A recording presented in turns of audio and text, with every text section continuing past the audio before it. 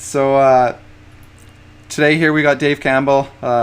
He's the president of the board of the Alberta Independence Party, and we're going to ask him some questions today. He's going to explain a little bit about what's going on in Alberta and with their party. And with that, we'll roll right into it. So Dave, welcome here. Thanks for coming in and no, thanks very much, Tony. So tell me a little bit about yourself to start with, your family, hobbies, interests, that kind of thing. Well, actually, I'm an Eastern transplant, one of the bums and scums out of Ontario. Came to Alberta in 1978, straight to the oil patch. I worked in the oil patch for 25 years and started out as a roughneck and just a roustabout in production testing and things like that. Worked myself through the ranks. Became an owner of two different production testing companies before I was done. I'm currently the owner of a health and safety company in conjunction with my wife here in Alberta. We've been doing that now for 17 years. So yeah, I'm a health and safety professional. I've got 4 beautiful kids. We got 2 grandchildren. We've got one more on the way this month. And some of my hobbies and things, I'm a hunter. I have been a fisherman, a fly fisherman for years. I was the first president of the fly fishing outfitters here in Alberta. And yeah, so that's what we kind of do in our spare time. And yeah, that's it in a nutshell. Like, sounds like fun. I'd like to shoot gophers every once in a while myself. So I saved a major game hunting for my grandpa and my grandma. They were into that. Enjoy me some deer meat. Well, you know what? Most of the hunting we do now is bow hunting. I still get out and do a little rifle hunting and shotgun hunting, but most of the hunting we do is bow hunting now too. Oh, nice. So you're the president of the board on the Alberta Independence Party. So tell me about that, and how did you kind of get into that kind of position? Well, I've always been actively involved in politics.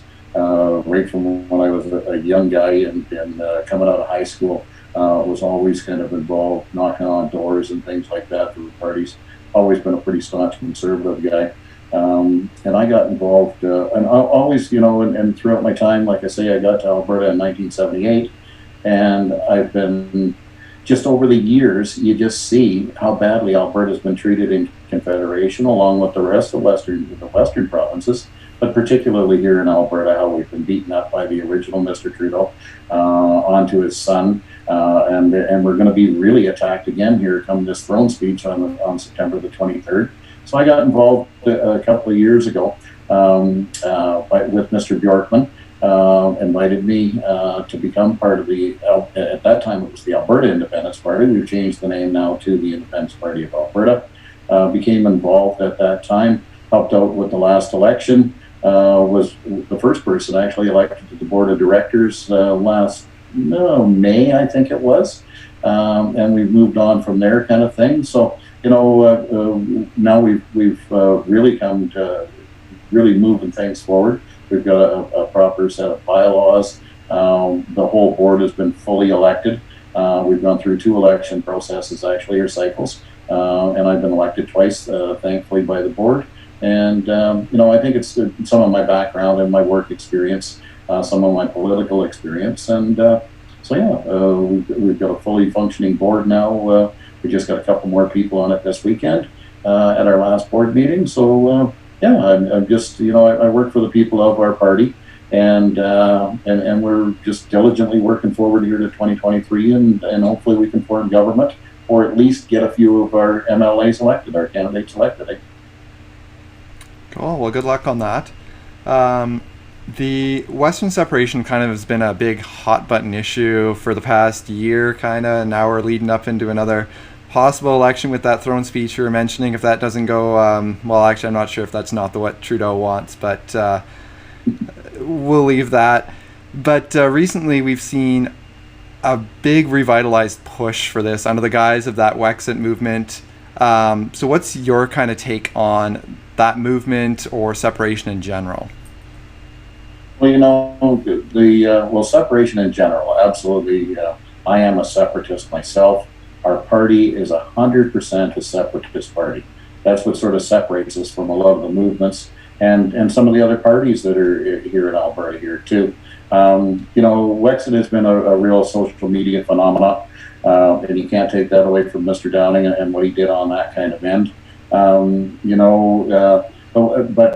With this whole formation, with Wexit and the Freedom Conservative Party, if Wexit hadn't been the movement that they are and what they did, we would have seen at this point in time, I think that you would have seen a really strong, united independence party through our party itself without that kind of formation. So I'm not sure that that's really helped separatism in the West, because now what we've got is we've got a bunch of autonomous and sovereignty type people that seem to be moving forward with a halfway kind of thing.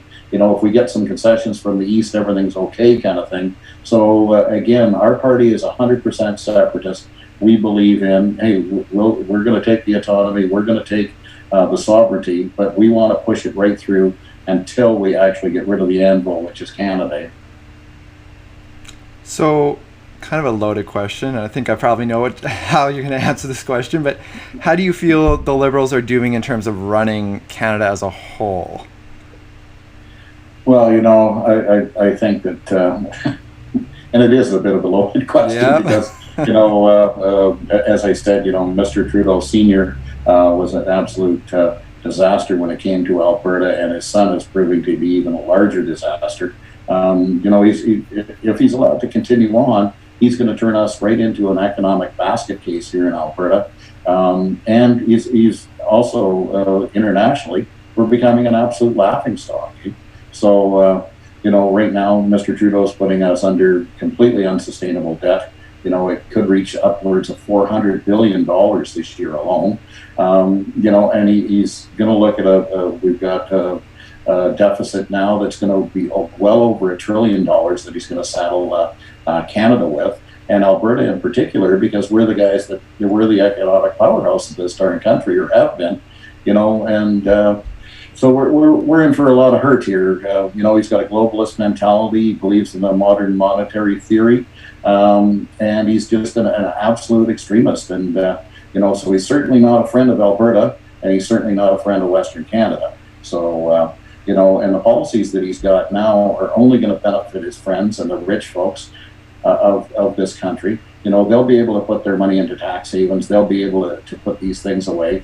And, and while they're doing that, Albertans and regular, everyday, hardworking folks are going to be lining up at soup kitchens here pretty darn quick. Eh? So, yeah, again, he's morally and ethically corrupt, and he's the only prime minister that's been found guilty of breaking parliamentary laws. And, so yeah, on several occasions. Nutshell what I think of Mr. Trudeau. On several occasions, yes.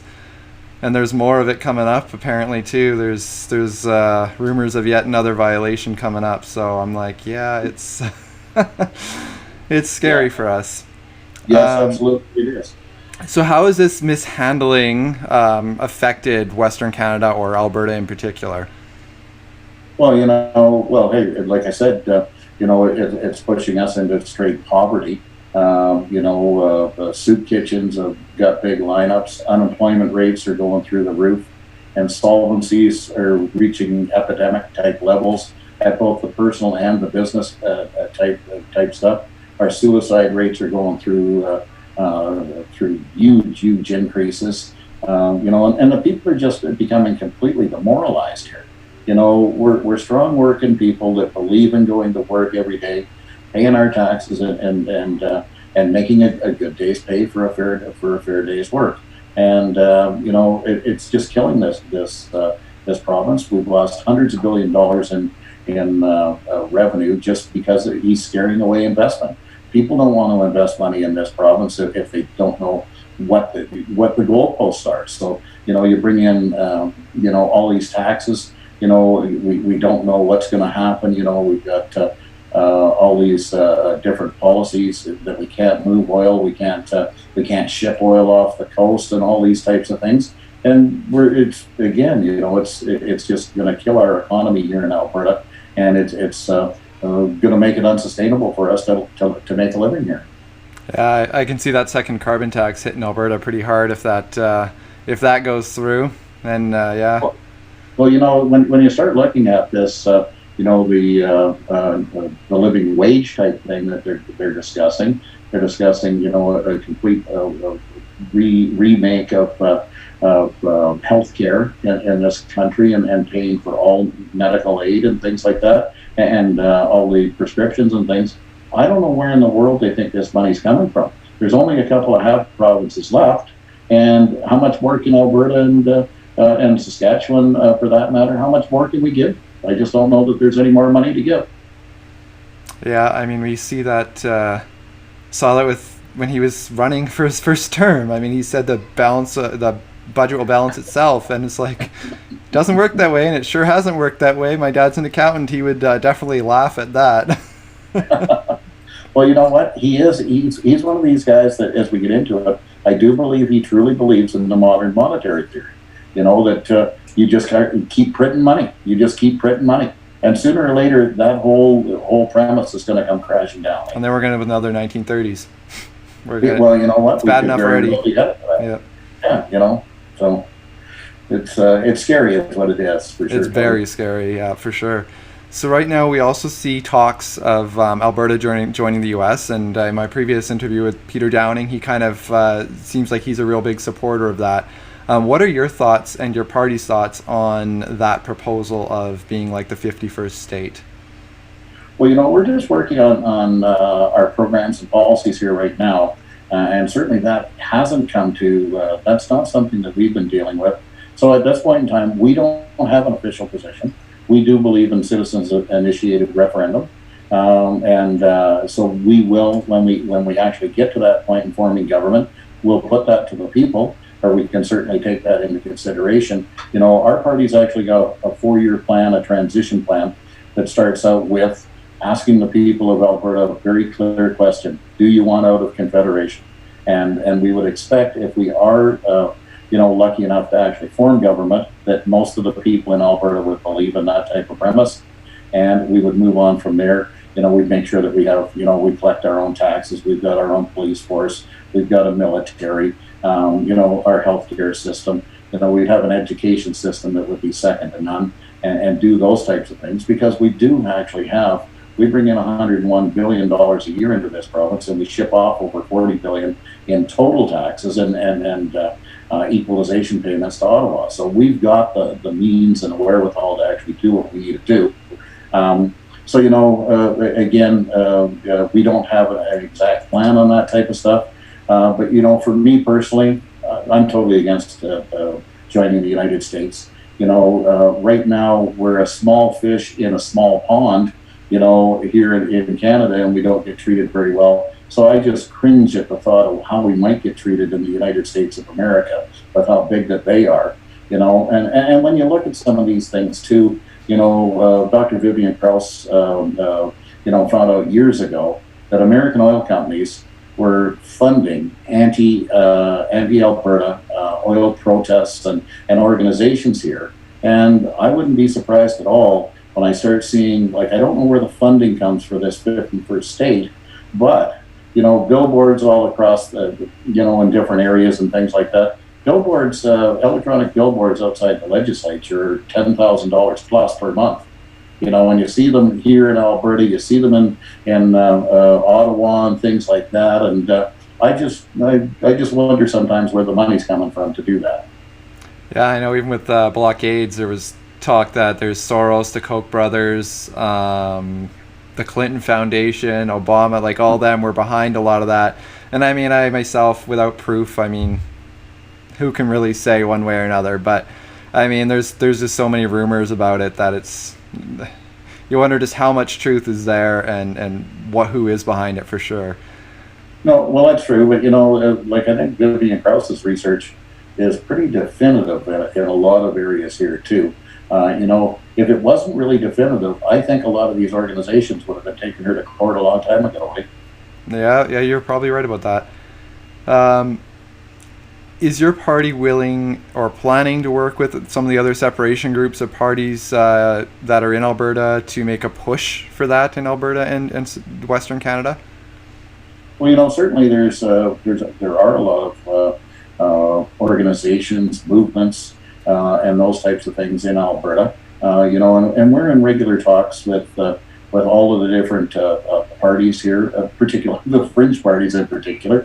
Some of the bigger parties, they don't want to talk to us too much, but and nor do they see our point of view. But we certainly do talk to a lot of folks, and we again here at the Independence Party, we believe that unless we get past the sovereignty and autonomy type thing and get straight to the separation and separate ourselves as an equal and separate nation here in Alberta, we'll always be the whipping boys of Confederation. The Constitution was set up to punish us here in Alberta right from 1905, and it continues to do that to this day. So we don't believe for a second that we can do anything but separate for us to actually achieve our ultimate goals, which is, for the best for our children and our grandchildren and future generations here. So, but we're absolutely willing to talk to any like-minded kind of party, as long as, and we actually do have a merger policy, unlike any other party that I know of. We actually have a merger policy, and we will only discuss amalgamations with parties that do believe and want to put separation at the very forefront of their platform. So and again too, what we've seen, and we always see in the separatist movements, and we have throughout history, a lot of it gets into egos and people wanting to put their own personal successes in front of that of Albertans, and we absolutely don't believe in that kind of stuff. So if people want to come to the table, we're absolutely willing to talk, but let's make sure that it is for the right reasons. Yeah, you need a leader like what the U.S. has right now. I mean, there's a lot of things I disagree with Trump on, but he puts America first and he puts his country first, and I think provinces, we need those kind of leaders to step up that are actually going to put in the work and put forward policies that are specifically benefiting their province, and say to hell with the other ones. We got to focus on us and what's best for us. And I couldn't agree with you more that and it should here we can't even we bring in, I forget what the numbers were just recently. It's 70, 80, 90% of the food that we eat in this country isn't produced in our own country. And we've got all of the resources in this darn country. So, absolutely, me personally, I absolutely promote, eating locally, buying locally, and those types of things. And once we become completely self-sufficient on our own, then hey, we can look outside and maybe get some of those nice to have items. Yeah, for sure. So recently, Jason Kenney made the announcement, of course, about the Alberta police force, that he wants to get that rolling, which is something I know I've heard a lot of people pushing for a long time. So he's finally kind of taking notice of something that other people are saying. What are your thoughts on the way that he's handled a lot of the issues since he's come into power in Alberta? Well, again, Mr. Kenney kind of, I think he licks his finger, sticks it up in the air and goes, oh, the wind's blowing this way. And that's where these policies come from. I think that Mr. Kenney is hearing loud and clear. The 338 poll in Angus Reid came out today and said that the Independence Party of Alberta was at 7%. He's down, and the poll also said he's even with the NDP right now at 38%. So I think Mr. Kenney will do and will go through the motions of doing whatever he has to do to actually hold on to power, is where Mr. Kenney is actually at. He promised here in Alberta, he promised prosperity, he promised the elimination of the job-killing carbon tax. He hasn't delivered on any of that. In fact, he kept the most onerous carbon tax that we have, which is on our high emitters, and he's kept that in place. And to think, he took the one off that all Albertans could see right at the gas pumps, and you could see, oh yeah, gas came down a few cents, kind of thing. But to think that the carbon tax paid by industry is not being actually borne by the average Joe on the street is completely wrong and completely false. So, but But so Mr. Kenny so far, and he's had there's been some tough things going on here in the last year or so. But his economic plan is an absolute failure. He has picked fights with our healthcare providers. Although we do need some reform in healthcare, but the way that he's handled it is just a mess, and the system now is in its shambles. And instead of getting pipelines built that he said he would, he's buying pipelines. We're to the tune of billions of dollars he's backing these types of things, and it's like, well, that's not a very conservative thing to do, out buying pipelines, and that type of thing. So, and also too, when you look at ethics and morals and standards, as Mr. Kenny's gone on, he was fraught with this type of stuff throughout his rise through the Progressive Conservatives and through the United Conservative Party, and he's had all kinds of investigations done on himself. So, and on top of that, this year he's presiding over a budget which is going to be the largest in Alberta history, and he is going to be the premier on record as we top $1 billion in debt in Alberta when we were debt-free 20 years ago. Yeah, so I would say he's not done a very good job. Is what the answer is, Tony. Yeah, it sounds like a tough pill to swallow. That's for sure. Yeah.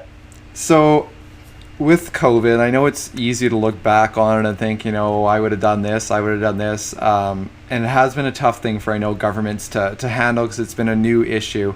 How would your party have handled COVID and the whole mask issue, as I know there's a lot of mask mandates going on right now? Well, we would have handled things considerably differently than what we see has gone on here. And like I told you, my background is in health and safety. We've known for a very, very long time that a pandemic in this world was imminent. Okay, so we've gone like 30, 40 years past where we should have gone for another pandemic in this world. And to see as unprepared as our federal and provincial governments have been, just shows how completely incompetent and tone deaf they were. So that being said, though, wearing masks is the most ineffective way of hazard control when it comes to health and safety type things. So it would be used as a very last kind of measure kind of deal. So I'm personally real not big on the masks, but in certain situations you do need them. But we would have relied on virologists, mental health experts, industry representatives, and those types of things when we were going to formulate a plan for sure. The toll, the mental toll that this whole thing is going to take on people is just going to be immense. And the governments are going to have to atone for this type of thing. Locking people into their homes for months on end is not good for no one's mental health. Forget the whole economic side of it. It's completely just wrong to do that to people. And the way that we're seeing in some of our cities and things, people being arrested and harassed and those types of things, it's pitted neighbor against neighbor. Here in my area here, you look on the local Facebook chat groups and things, and people that are normally good neighbors and friendly neighbors to each other are just yelling obscenities at each other because one guy won't wear a mask and one guy thinks that you're being selfish for not doing it, and these types of things. So it's been really tough. It really has. It's concerning too that Mr. Kenny made some political hay with this whole thing, and he's added mandatory vaccination. There's a mandatory vaccination clause that he's added to the Alberta Health Act, and it's very scary to think that a government is actually going to go in that kind of direction, and particularly when you're talking about what is supposed to be a conservative government. So, and the other thing too that I can guarantee you that we wouldn't have done as a party, we cherish our elderly and we have compassion for the infirm. We would not be letting our facilities get to the point that they're actual death traps. And the elderly people and the infirm, these are the people that have been attacked by this pandemic, and we would have never let that kind of happen at that kind of angle for sure. So we would have definitely been better prepared. We would have taken this kind of stuff seriously, and Alberta as a separate country too, with smaller borders, smaller population, we would have been able to actually act much more quickly and more affirmatively than what we've seen happen so far.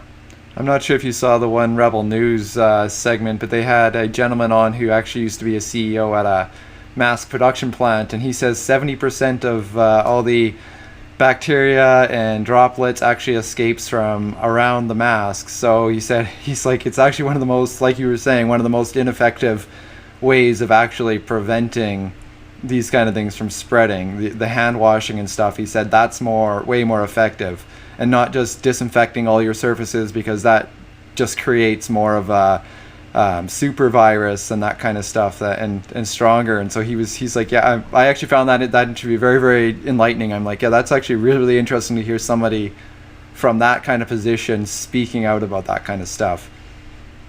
Yeah, well, you know what, and I think so too. And to cut everybody a little bit of slack, it has been a bit of a learning process. But some of this is just plain science that has been proven. So I don't think that we needed to go too much further than that, and to see where we're going now, and these governments, because once they have that power over people too, they have a hard time relinquishing it.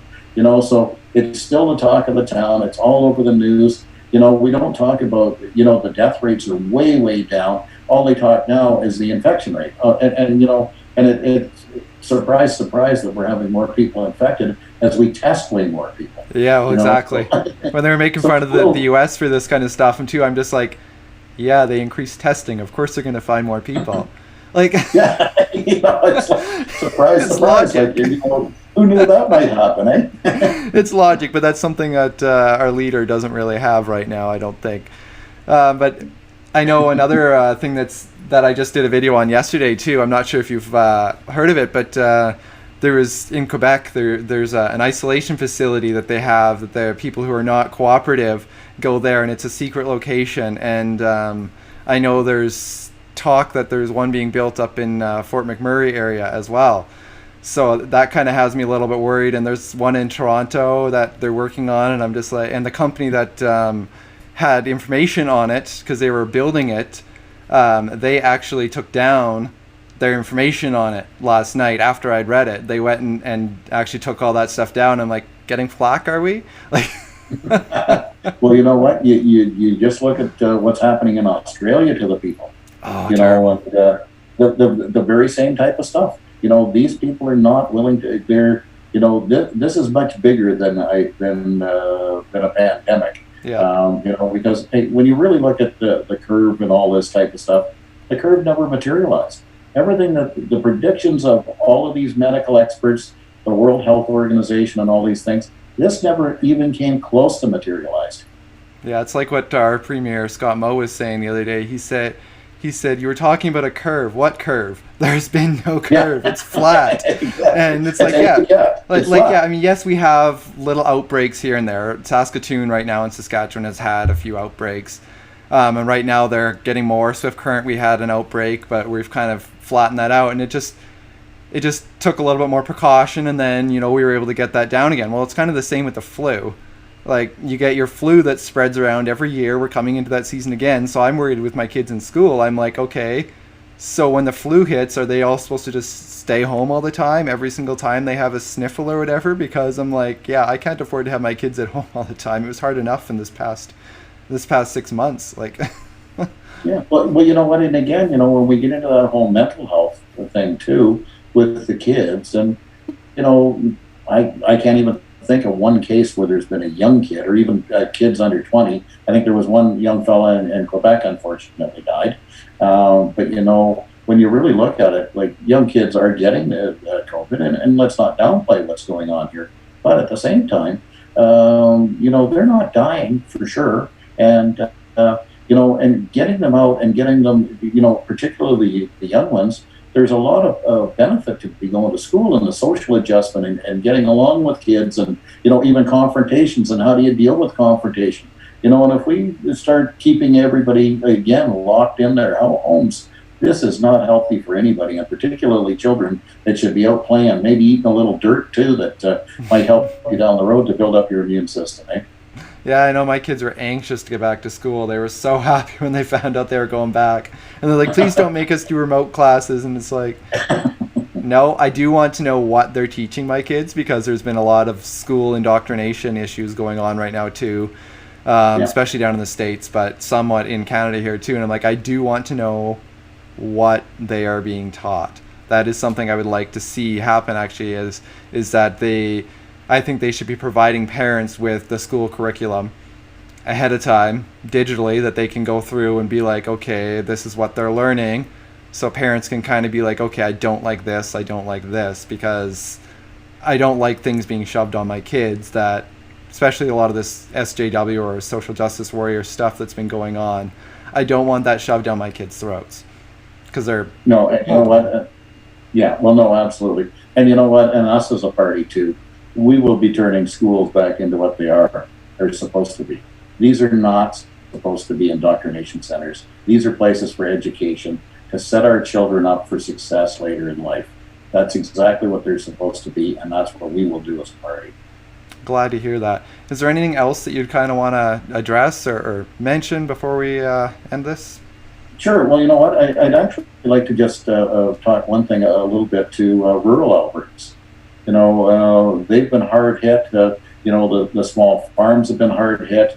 You know, we've got, because of the fact too, with our economic kind of shutdown in this province, we've had increased crime and those types of things in rural areas. So I'd just like to reach out to the farm folks and the rural people here in Alberta and say that, hey, we absolutely will help rural communities, will increase funding, will make sure that we do have an adequate number of police in rural communities, and we will severely punish those people that are actually breaking the laws.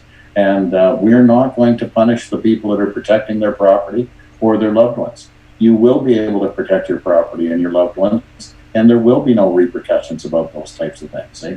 So I just wanted to let people know that.